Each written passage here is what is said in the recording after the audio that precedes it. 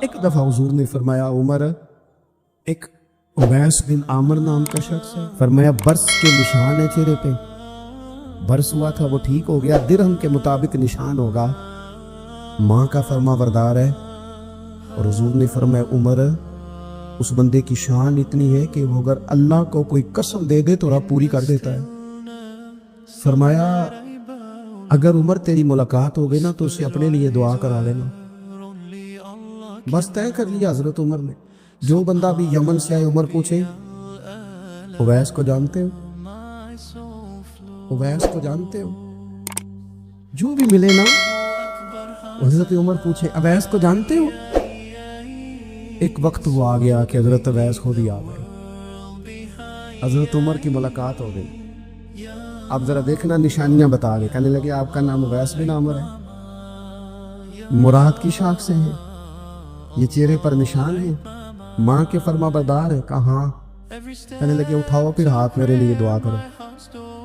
حضرت اویس بن عامر اویس کرنی رضی اللہ تعالیٰ عنہ کہنے لگے عمر میں آپ کے لیے دعا کروں؟ فرمایا کرو نا، اس لیے کہ مدینے والے حبیب نے کہا تھا دعا کرانا، حضور نے کرو نا دعا، ساری زندگی پوچھا اویس تو نہیں نام، پھر وہ مل گئے تو کہا دعا کرو، دعا کرائی۔ پھر حضرت فاروق اعظم رضی اللہ تعالیٰ عنہ حضرت اویس کرنی سے کہنے لگے آپ کہاں جانے کا ارادہ رکھتے ہیں؟ یہ سارا کچھ صحیح حدیث میں موجود ہے۔ تو حضرت اویس کرنی کہنے لگے میں کوفے جانے کا ارادہ رکھتا ہوں۔ کہا میں کوفے کے گورنر کے نام خط لکھ دوں کہ اویس آ رہا ہے؟ تو حضرت اویس کرنی کہنے لگے نا نا نا نا، ہمیں پروٹوکول نہیں چاہیے۔ حضرت اویس کہنے لگے ضرورت کوئی نہیں، میں پیچھے رہنا پسند کرتا ہوں۔ تو حضرت عمر نے کوفے بھیج دیا، ایک بڑا رئیس آیا حضرت عمر سے ملنے کوفے کا، تو جناب عمر فرمانے لگے اویس کرنی کو جانتے ہو؟ تو حضور جانتا تو ہوں اویس بن عامر کو، جانتا تو ہوں حضرت اویس بن عامر کو، لیکن وہ تو پیچھے پیچھے رہتے ہیں، گھر بھی ان کا سادہ، حالات بھی زیادہ وسعت والے نہیں۔ حضرت عمر کہنے لگے تمہیں بندے کی شان کا نہیں پتا۔ وہ بندہ حج کرنے آیا ہوا تھا مکے، حضرت عمر سے ملے، کوفے کے رئیس تھے، تو حضرت عمر کہنے لگے واپس جانا تو اس سے دعا کرانا۔ یہ رئیس واپس گئے، حضرت اویس سے ملاقات ہوئی رضی اللہ تعالیٰ، تو کہنے لگے میرے لیے دعا کریں۔ وہ کہنے لگے آپ حج کر کے ہوئے آپ دعا کریں؟ کہ نہیں آپ کریں۔ کہنے لگے آپ حج کر کے آئے آپ کریں؟ کہنے لگے نہیں آپ کریں۔ تو حضرت اویس سمجھ گئے، کہنے لگے عمر سے مل کے آئے، اللہ کے حبیب علیہ السلام نے ایک لشکر روانہ کیا تھا حضرت اسامہ بن زید رضی اللہ تعالیٰ عنہ کی قیادت میں۔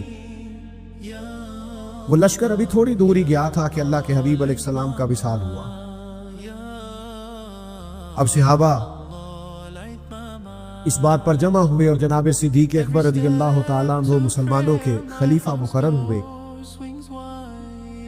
اب حالات نے حضور کے وصال کے بعد ایک پلٹا کھایا، کچھ لوگ مرتد ہو گئے، کچھ زکوٰۃ کے انکاری ہو گئے، معروضی حالات میں انتشار پیدا ہو گیا۔ اب صحابہ کرام علیہم رضوان نے ایک رائے دی کہ ابھی یہ جو لشکر حضور نے روانہ کیا تھا نا، حالات کا تقاضا یہ ہے کہ اس لشکر کو بھی نہ بھیجا جائے، پہلے جو اندرونی اور معروضی معاملات ہیں ان کو دیکھ لیا جائے، پھر اس لشکر کو روانہ کریں گے۔ لوگوں نے اپنا نمائندہ حضرت عمر فاروق رضی اللہ تعالیٰ عنہ کو بنایا۔ جناب عمر نے بارگاہ خلافت میں عرض کی، حضرت صدیق اکبر کی خدمت میں گزارش کی کہ اس لشکر کو ابھی روانہ نہ فرمائیں، حالات کچھ بہتر ہو لیں، اندرونی معاملات پہ لشکر کو روانہ کریں گے۔ یہ ہے غلامی کا رشتہ، یہ وہ لوگ ہیں جو نبھاتے ہیں، جن کی خواہش ہوتی ہے کہ میں نے لگائی ہے دعا کرو میری دیب بھی جائے۔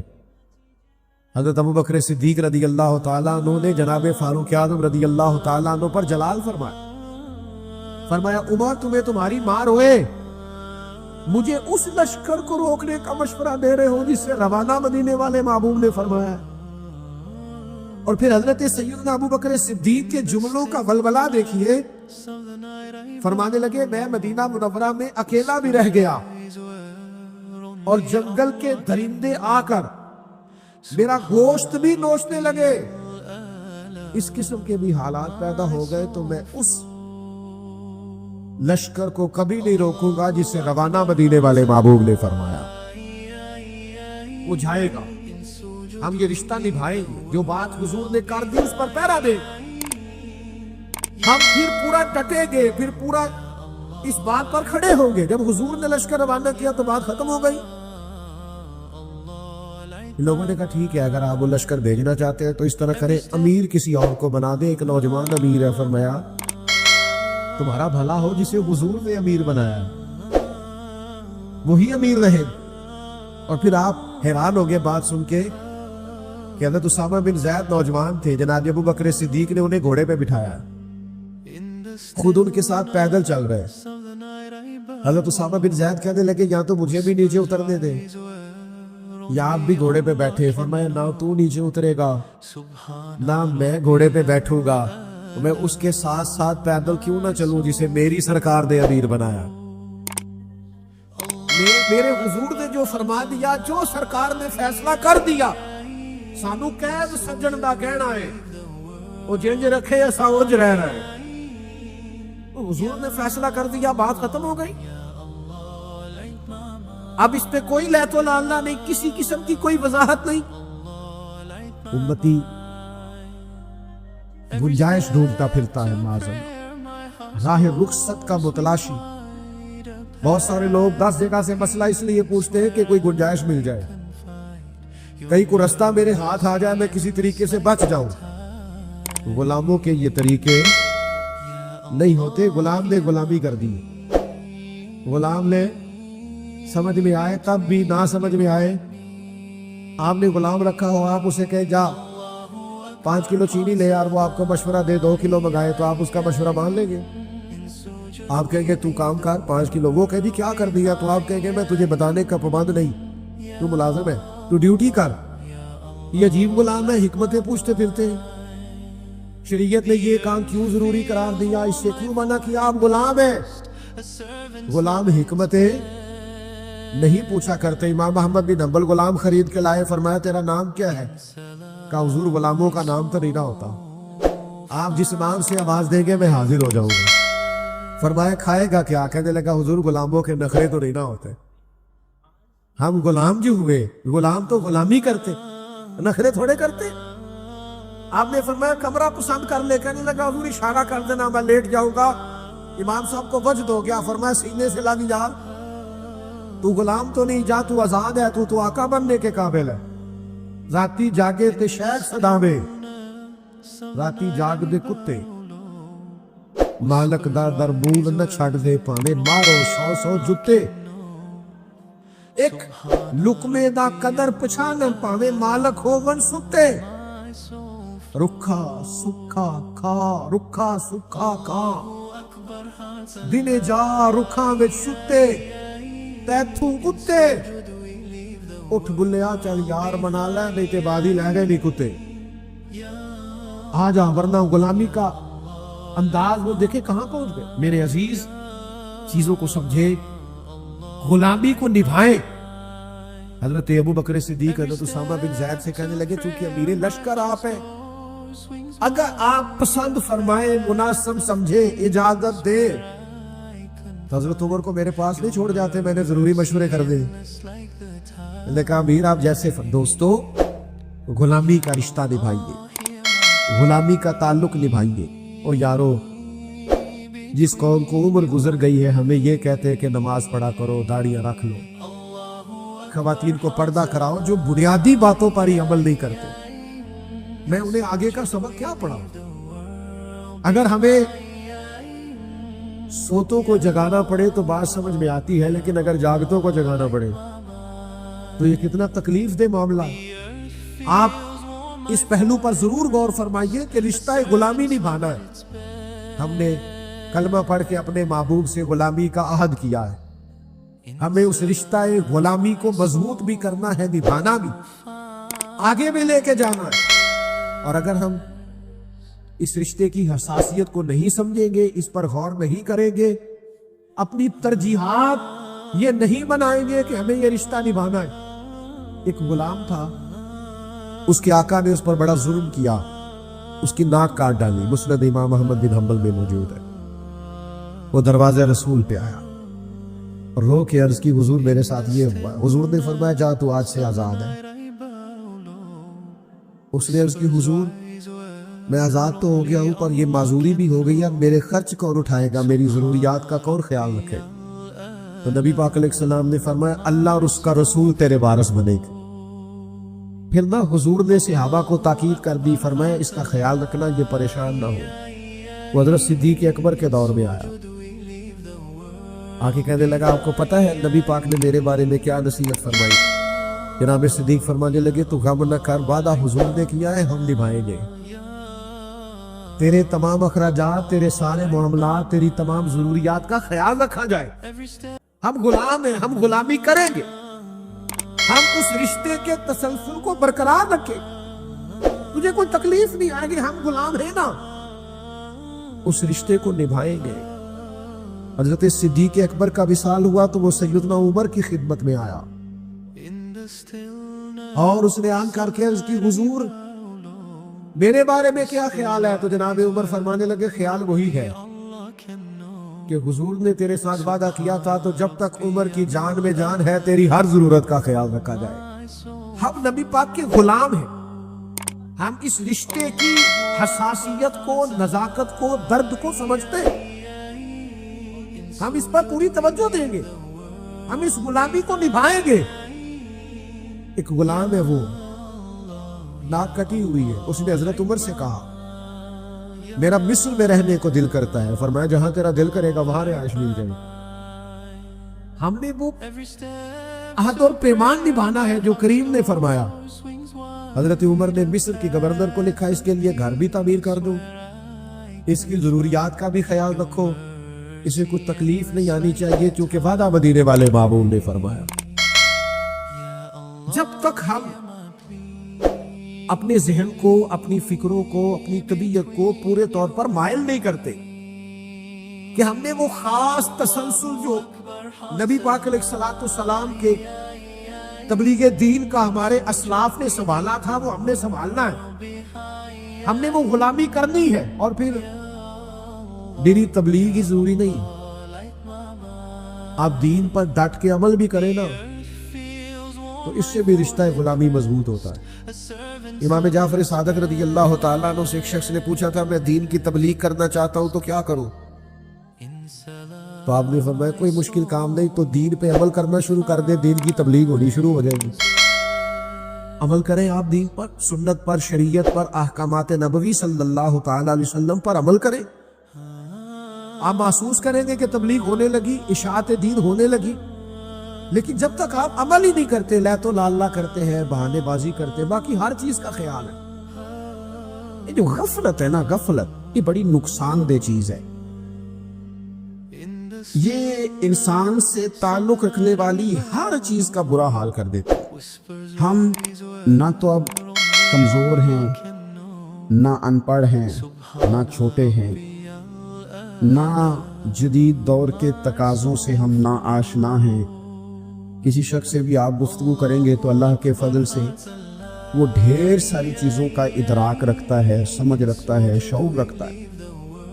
وہ آپ کے ساتھ جب گفتگو کرتا ہے تو محسوس ہوتا ہے کہ وہ ساری چیزوں کو سمجھ رہا ہے، خطرات سے بھی آگاہ ہے، خوشخبریوں سے بھی آگاہ ہے، آنے والے وقت میں کون سی چیزیں نقصان کا باعث بن رہی ہیں اور کون سے پھول خوشبو دینے جا رہے ہیں، وہ سب چیزوں کو جانتا ہے۔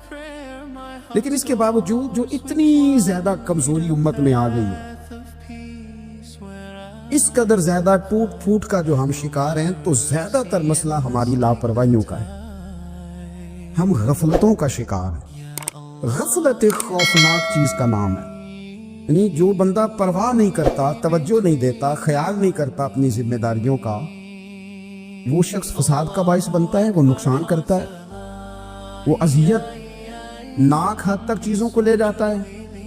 آپ کو بہرحال پرواہ کرنی پڑتی ہے۔ یہ جس دور میں میں اور آپ ہیں نا، یہ لہو و لعب کا دور ہے، کھیل تماشے کا۔ کھیل تماشا ہمیشہ انسان کو لاپرواہ کر دیتا ہے۔ آپ دیکھ لیں، کل تک کھیل تماشا کسی گراؤنڈ میں جا کر کسی آلے کے ساتھ کھیلا جاتا تھا، वक्त निकाल के लोग जाते थे, कुछ देर के लिए उनका ज़हन तकसीम होता था, घर लौटते थे, अपनी ड्यूटी करते थे। अब खेल तमाशे हमारी जेबों में आ गए। छोटा आदमी, बड़ा आदमी, उससे बड़ा आदमी, उस सब उस खेल तमाशे में मुब्तला हैं और वो मजाक की कैफियत इतनी दूर चली गई है। मैं बड़ी माजरत के साथ ये बात अर्ज करने लगा हूं कि बाज़ोकात बड़े भी उस चीज का शिकार होकर इस तरह की बात करते हैं कि छोटे इधर उधर देख रहे होते हैं कि क्या इसको ये बात करनी चाहिए थी, लेकिन चूंकि सारी रात सारी सुबह लग ही उस खेल तमाशे में गई है, लहवो लाभ में गई है, मिजाज बन गया है, कौन संजीदा नहीं रही। आप किसी शख्स से भी बात कर रहे होते हैं तो वो चाहता है कि कुछ देर मैं गपशप करूं, खेल तमाशा करूं, शुगल मुगल करूं, मैं गुजर जाऊं। संजीदगी फिक्र, मिजाज का ठहराव। और दरवेशों ने तो शिकवा किया है कि उम्र बीत गई, लोगों की उम्र बीत गई, हड्डियां कंबन, गोडे खड़कन, उड़ गया लक तेरा, अजय भी गुना तो बाज ना में, वाह वाह मर्द दिलेरा। मियां साहब कहने लगे यहां तक तू पहुंच गया है कि हड्डियां कंबन और तेरे गोडे खड़कन, ते उड़ गया लक तेरा, अजय भी गुनाह तो बाज ना में, ओ वाह वाह मर्द दिलेरा। वो तो इतना दिलेर हो गया कि जब तुझे चाहिए था कि अब ही तेरे हाथ में इस्तिग़फ़ार की तस्बीह आती, अभी तुझे सजदे का ज़ौक़ होता। हम इतने ज्यादा गफलत का शिकार हैं, आप यकीन करें। देखो, माफी होती है उज़्र की, माफी होती है माजूरी की, गफलतों की माफी। जब हम स्कूल में पढ़ते थे, मदरसे में पढ़ते थे, तो जिस बच्चे का पता चल जाता था ना ये बीमार था, उसे मारनी पड़ती थी। जिसका पता चल जाता था ना कि इसके घर में कोई परेशानी आ गई थी, उसे मारनी पड़ती थी। गुस्सा दिलाने वाली बात ये होती थी कि घर वाले कहते थे कि हमने तो भेजा था, सुबह तैयार करके बैग दे के इसको रवाना किया था, और जब पता चलता था ना कि ये आया नहीं, वहां बैठकर वक्त गुजारा, वहां बैठकर वक्त गुजारा। अब ये वो मसला था कि उस्ताद इस पर यूं होता था कि जिस तरह वो पूरे जलाल में आ गए। इस बात ने उन्हें इतना गुस्सा दिला, और तू बैठा रहा, जानबूझ के नहीं आया। उसको शदीद मार पड़ती थी। जब हम बड़े हुए, किताब और सुन्नत को देखा तो कुछ चीजें अजीब सी समझ में आई। सियासतों में हदीस मौजूद है कि सहाबा किराम अलैहिम रिदवान फरमाते हैं कि एक जंग का मौका था, तो वो रास्ते बड़े सख्त थे, दुश्वार गुजार घाटियां थी, बड़ी मुश्किल से हमने वो राहें तय की। हमें लगा कि इस जिहाद पर हमें बहुत अजर मिलेगा, और फिर हमारे दिलों में ये भी ख्याल आता था कि फलां फलां फलां फलां तो सहाबी आए नहीं, वो तो घर में रहे। अल्लाह के महबूब सल्लल्लाहु ताला अलैहि वसल्लम ने हमारे इन ख्यालात को भांपा और करीम फरमाने लगे, तुम्हें इस जिहाद पर बड़ा अजर मिलेगा, लेकिन याद रखना तुम्हारे कुछ भाई हैं जो घरों में बैठे हैं। मजबूरियों ने, आजमाइशों ने, परेशानियों ने, उज़र ने उन्हें आने नहीं दिया। जितना तुम्हें सब्र करके, मुशक्कत झील के, सफर करके जिहाद का सवाब मिलेगा, उतना ही उन्हें घर बैठे बैठे भी सवाब मिलेगा। आए नहीं, ये किस बंदे का मामला है जो उज़र वाला है। और अगर किसी के इज्तिहाद में गफलत हो गई, हजरत काब बिन मालिक रज़ी अल्लाह ताला, ये भी सही बुखारी में, कल चला जाऊंगा, हुजूर तो जिहाद पे चले गए लेकिन इज्तिहाद में गफलत हो गई, कल चला जाऊंगा, परसों जाऊंगा, तरसों। फरमाते मैं जा ही नहीं सका, हुजूर वापस आ गए। जिन मुनाफिकों ने झूठ बोले जाके कि ये मसला हो गया था, ये मसला हो गया था, उनको तो मिल गई माफी, लेकिन मैं चूंकि मुखलिसीन में से था खुदा के फजल से, और हो गई थी गफलत। 50 दिन नबी करीम मुझसे नाराज रहे। 50 दिन अल्लाह के लिए, तू रब के रास्ते में जिहाद करने नहीं आया। 50 दिन हुजूर नाराज रहे। फरमाते थे मदीने की गलियां मेरी थी, सब मेरे अपने थे, पर करीम जो नाराज थे तो कोई फिर सलाम भी नहीं लेता था। मुझे यूं लगता था कि मुझे देखकर हवाएं और फिजाएं भी रास्ते बदल जाती हैं। 50 दिन मैं मस्जिद में आता था, जब मैं चेहरा इधर करता तो हुजूर मुझे देखते, और जब मैं हुजूर को देखता तो करीम चेहरा बदल लेते, मैं वेखा ते यार ना वेखे। ਤੇ ਜਦੋਂ ਨਾ ਵੇਖਾਂ ਉਦੋਂ ਵੇਖੇ। ਇੱਡੇ ਨਸੀਬ ਕਿੱਥੋਂ ਤਤੜੀ ਦੇ, ਮੇਰੇ ਵਿੱਚ ਵੇਖਣ ਦੇ ਵੇਖੇ। ਗੁਲਾਮ फरीदा बूवे यार दे मरना भावे वेखे या ना वेखे। खत्म हो गई बात। हजरत काब बिन मालिक कहते 50 दिन के बाद फिर रब करीम ने मेरी तौबा कबूल की और मदीने वाले रसूल ने ऐलान फरमाया, जो उज़र की वजह से नहीं जा सके, मजबूरी से, उन्हें घर बैठे बैठे सवाब है। लेकिन जिनके इज्तिहाद में गफलत हुई, समझने में गफलत हुई, कल परसों तरसों चले जाएंगे, उनसे 50-50 दिनों की नाराजगी है। कितने लोग हैं जिनकी फजर गुजर जाती है बिस्तर पे, जोर गुजर जाती है फट्टे पे गप्पों में, असर गुजर जाती है चाय पीने में, मगरब और इशा मोबाइल पे लेटे लेटे बीत जाती है। और उनसे आप गुफ्तगू करें तो वो दानिशवर हैं, आप बात करें तो पंचायत खत्म करने वाले लोग हैं, आप उनसे बात करें तो वो आलमी सियासत पर नजर रखते हैं, आप गुफ्तगू करें तो शऊर की आला गुत्थियां सुलझाते नजर आते हैं। खुदा मुझे ऐसी खुदाई न दे कि अपने सिवा कुछ दिखाई न दे। ये गफलतें हैं, ये शोरश है, ये अपने मुंह से खुद मियां मिट्ठू बनना। इस गफलत को थोड़ा सा तोड़ा जाए, वरना जंग लग जाता है सलाहियतों को। जो लोग थोड़े दिन मोटरसाइकिल नहीं ना चलाते, उनके लिए मुश्किल हो जाता है फिर उसको स्टार्ट करना भी। हमारे उस्ताद कहा करते थे, जो लोग पढ़ाते नहीं उन्हें किताबें भूलने लग जाती हैं। जो लोग कोई काम करते नहीं, फिर वो आहिस्ता आहिस्ता वो जंग आलूद हो जाता है। वो कहते हैं अब नहीं हो सकता तुमसे, अब मुश्किल है। सजनों, दोस्तों, बुजुर्गों, भाइयों, जो लोग शुरू में इबादतों के आदी नहीं होते, वक्त ज़ाया करते हैं, बुढ़ापे में दिल करता है तौबा हो जाए, लेकिन अपने माथे को सजदे की आदत ही नहीं डाली। ये जिस्म झुकना उसका आदी नहीं हुआ कि रब की बारगाह में झुके, इसका मिजाज ही नहीं तहज्जुद पढ़ने का।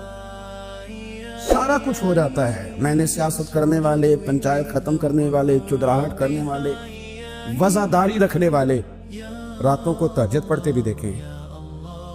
मैंने कुरान पाक से प्यार करते देखे। मैं गवाह हूं बहुत सारे लोगों का। ये काम हो जाता है।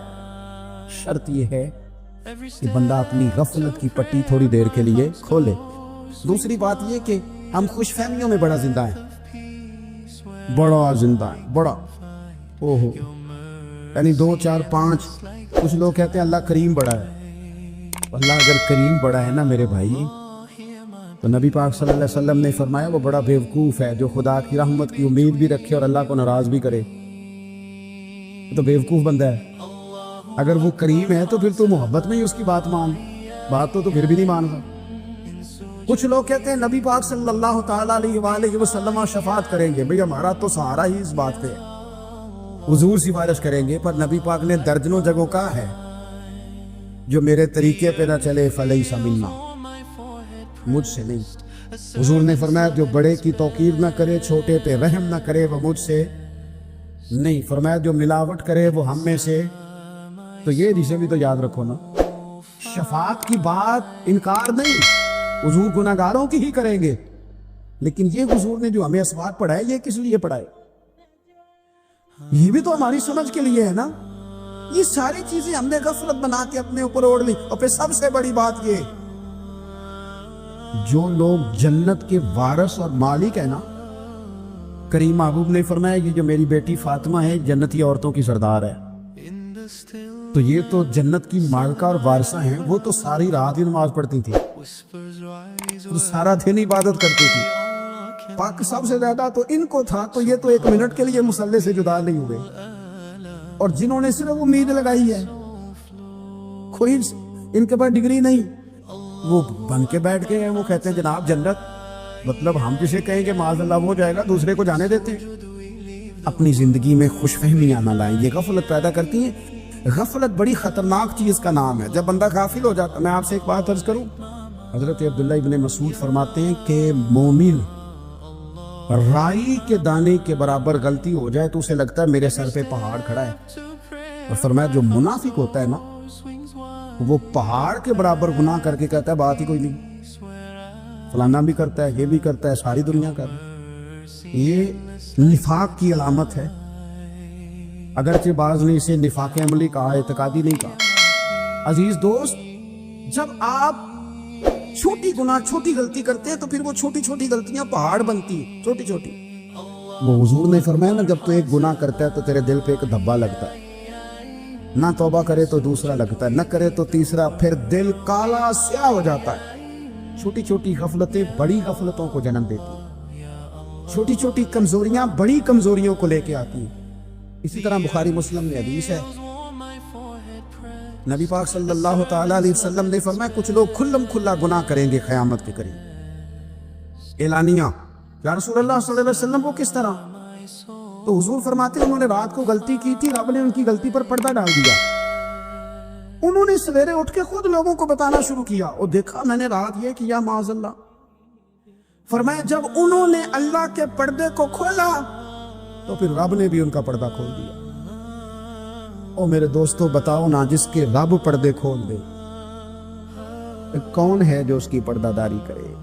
کون ہے جو پردہ پوشی کرے؟ حضور فرماتے اس نے کھلم کھلا گناہ، فخر سے بتاتے ہیں لوگ یہ کرتا تھا۔ میں بڑے ادب سے عرض کروں گا بزرگوں کی خدمت میں، جو بڑی عمر کے ہیں، جن کی اب اولادیں ہیں، اگر ان کی زندگی میں کچھ ایسی کمزوریاں ہیں تو بچوں کو سمجھانے کے لیے بھی اس کو ڈسکس نہ کریں۔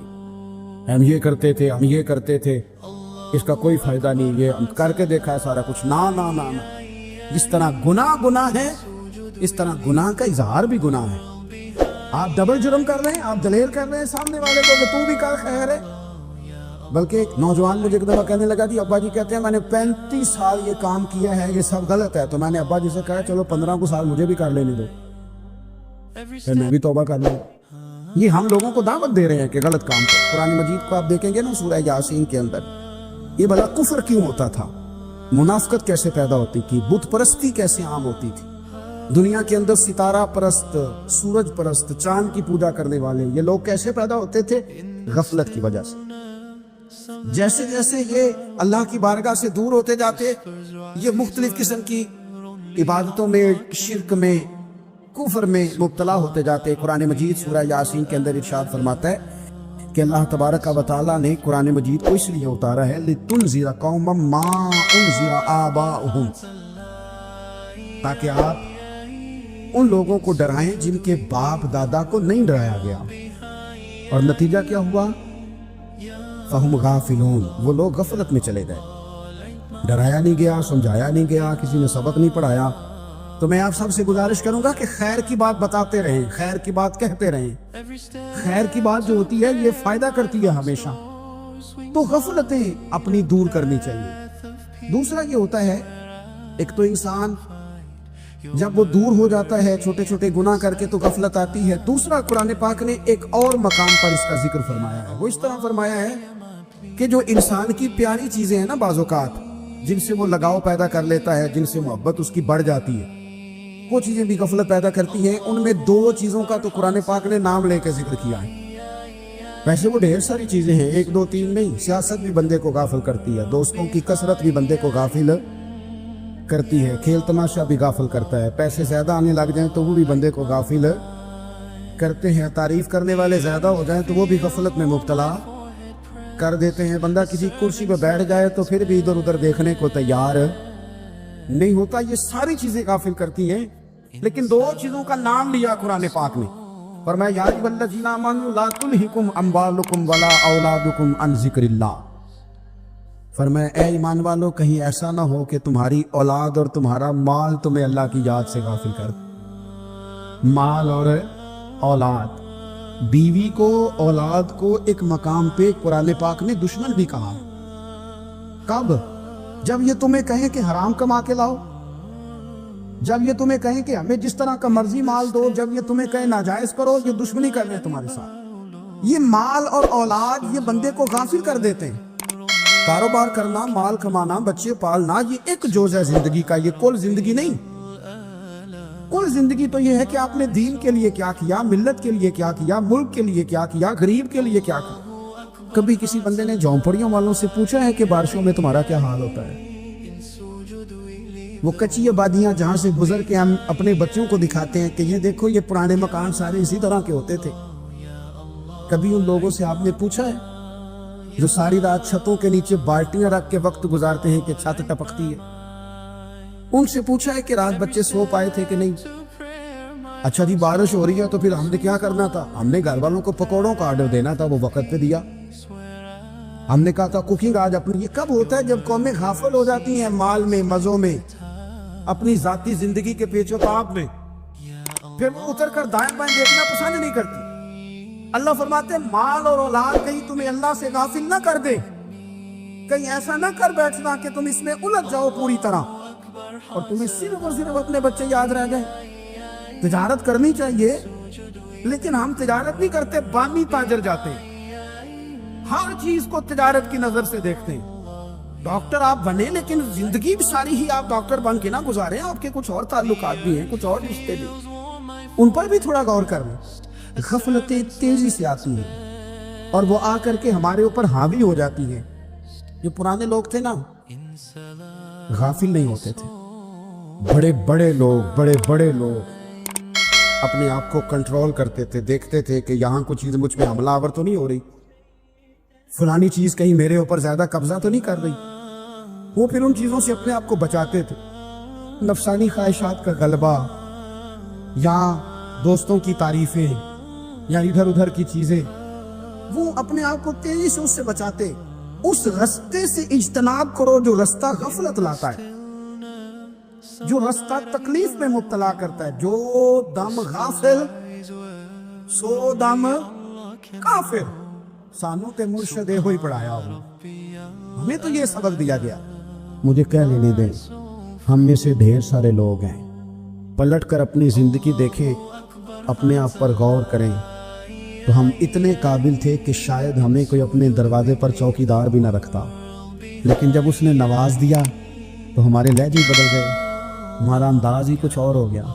شاید کوئی ہم سے سلام بھی نہ لیتا، لیکن جب اللہ نے نواز دیا تو لفظ اور جملوں کے اندر پھر ہمارے وہ رنگ آ گیا جو نہیں ہونا چاہیے. کیوں؟ کہ مال آیا تو غفلت لایا. حضرت عمر فاروق کے زمانے میں جب مال آتا تھا تو وہ رویا کرتے تھے، فرماتے تھے جہاں یہ آتا ہے وہاں غفلت بھی آتی ہے. اپنی زندگی سے غفلت کا پردہ اٹھائیں. تو عبداللہ ابن مسعود رضی اللہ تعالیٰ عنہ فرماتے ہیں بعض ریاکار مر کے بھی ریاکاری نہیں چھوڑتے. حضور مر کے ریاکاری نہیں چھوڑتے. مرنے کے بعد کیسی ہوگی؟ فرماتے ہیں ان کی خواہش ہوتی ہے جنازے بڑے ہونے چاہیے، لوگوں کو پتہ لگ جائے فلانا گیا. مرنے کے بعد بھی تو دکھاوا کر رہا. حضرت ابو ذر غفاری رضی اللہ تعالیٰ عنہ کا جنازہ چند لوگوں نے پڑھا ہے، 4-5 لوگ، اور حضور کے محبوب ترین صحابی ہے.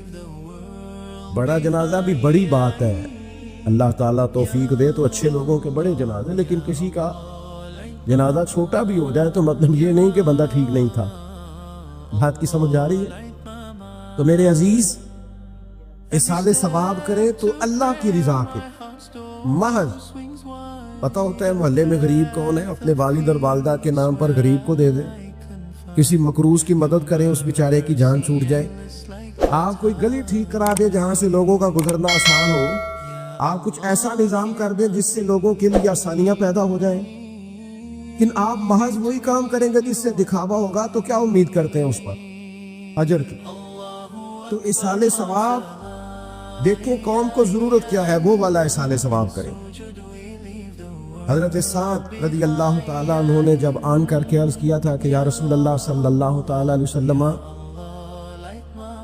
میری والدہ کا انتقال ہو گیا ہے تو میں ان کے لیے کیا کروں؟ تو محبوب نے فرمایا کہ فلاں جگہ پانی کی قلت ہے تو وہاں کنواں کھدوا دے. معنی کیا ہے کہ اس پانی پینے سے اللہ تبارک و تعالیٰ تیری ماں کو اس کا اجر عطا فرمائے گا. صدقہ تو جس چیز کی ضرورت ہے آپ وہ چیز کر کے دیں، اور ختم چپ کر کے بھی ہو جاتا ہے، گھر کے اندر بھی ہو جاتا ہے، اکیلے بھی ہو جاتا ہے. اس کے لیے لاکھوں کروڑوں لگانے کی کوئی ضرورت بھی نہیں. چوتھی بات، تیسری بات، کوشش فرمائیں کہ جو نیکیاں جانے والا کرتا تھا وہ نیکیاں جاری رہیں.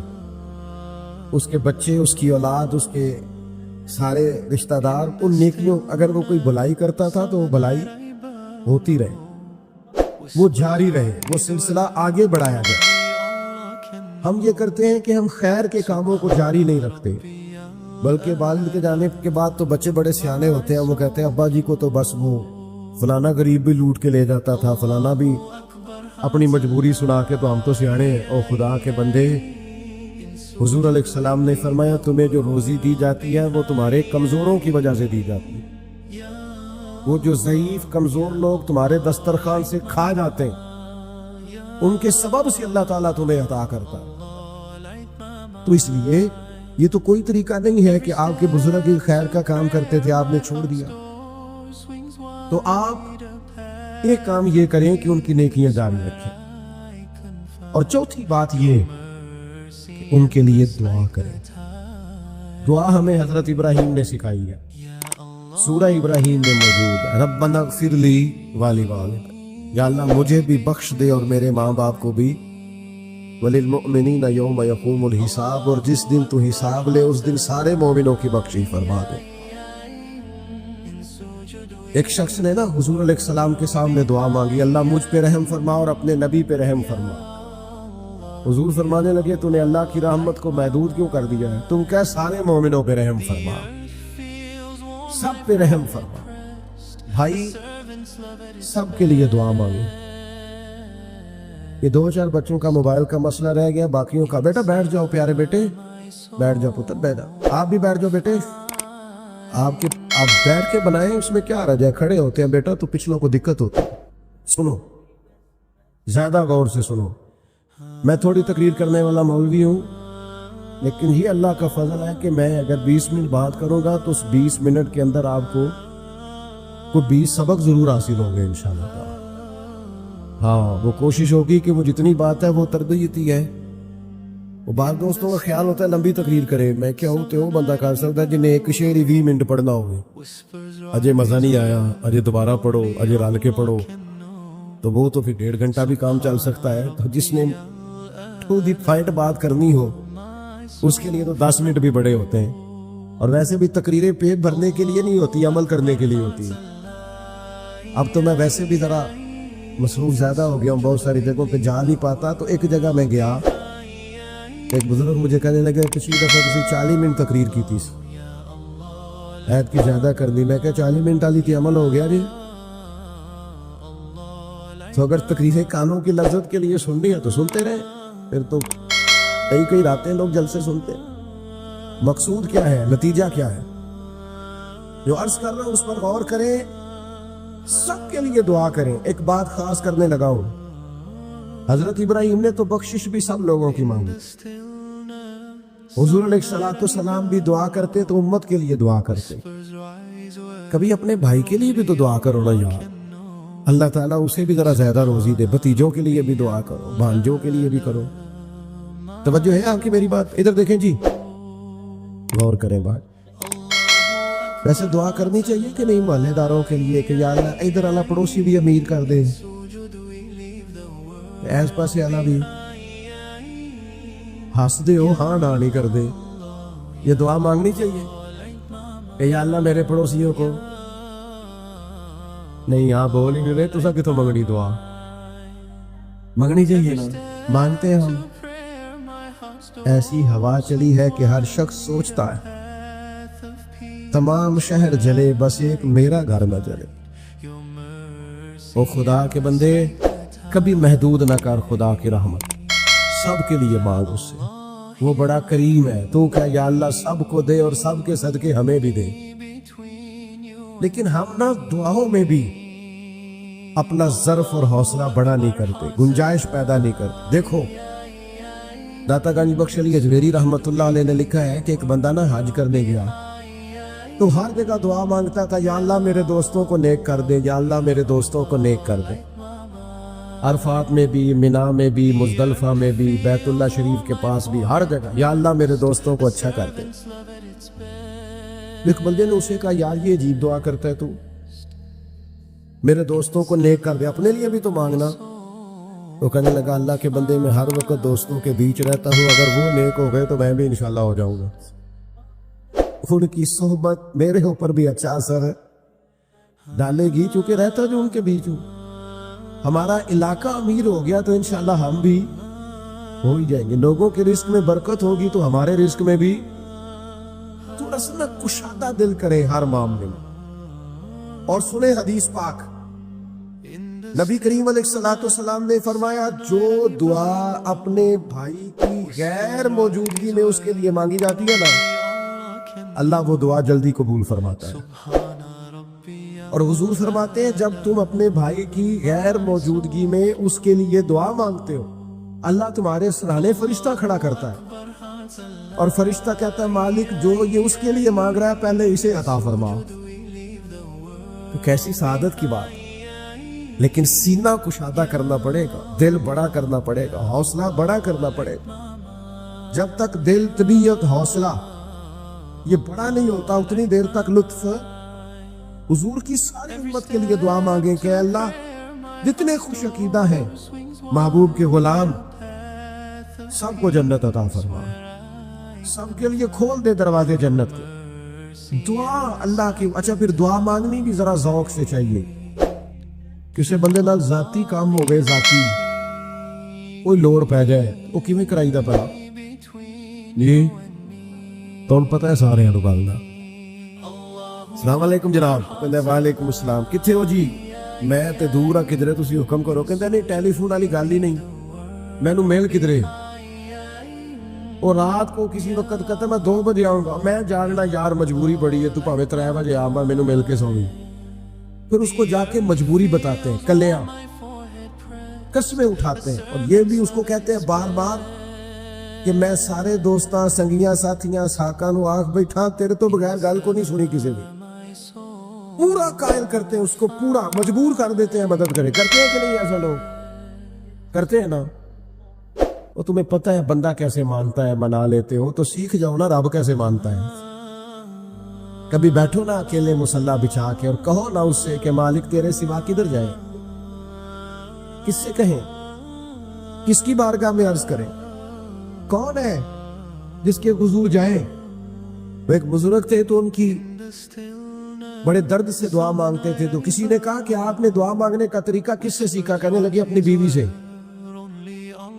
या बीवी से कैसे सीखा?